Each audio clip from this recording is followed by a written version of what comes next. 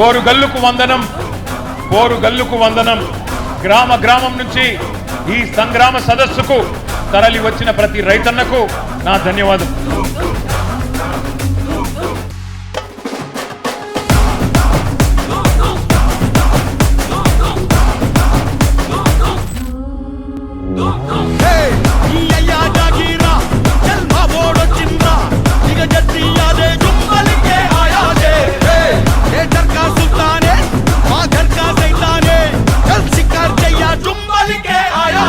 కాకతీయ పౌరుషాల గడ్డ, ఇది కాలోజీ ఆత్మ గౌరవ గడ్డ, జయశంకర్ సారు పుట్టిన గడ్డ ఈ ఓరుగల్లు. పోరాటాల విల్లు ఎక్కువ పెడితే ఓరుగల్లు ద్రోహులకు గుండె జల్లుమంటది.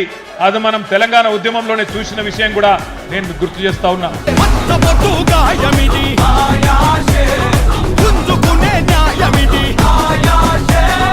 నేను అడుగుతున్నా ఇయ్యాల, అరే హౌలా, అరే దివానా, ఎందుకు బంధు పెట్టినవరా రైతు బంధు?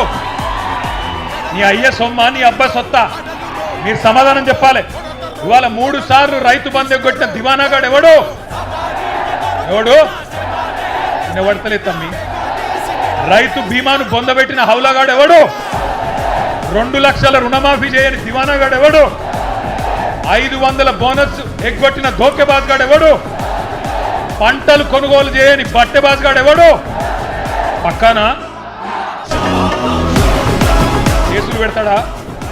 కేసులు కాకపోతే మన అయ్యా ఏం పెట్టుకుంటాడో పెట్టుకోమని దేఖలేంగే.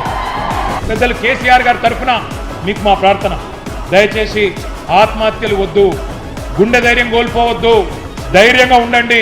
ఇంకొక సంవత్సరంన్నర తర్వాత మళ్ళా మంచి రోజులు వస్తాయి. ఈ రాబంధు రాజ్యం పోతుంది, రైతు బంధు కేసీఆర్ రాజ్యం వస్తుంది. రైతన్నలకు కూడా ఒకటే విజ్ఞప్తి చేస్తా ఉన్నా, కాళ్ళు పట్టుకోకండి, దండం పెట్టకండి.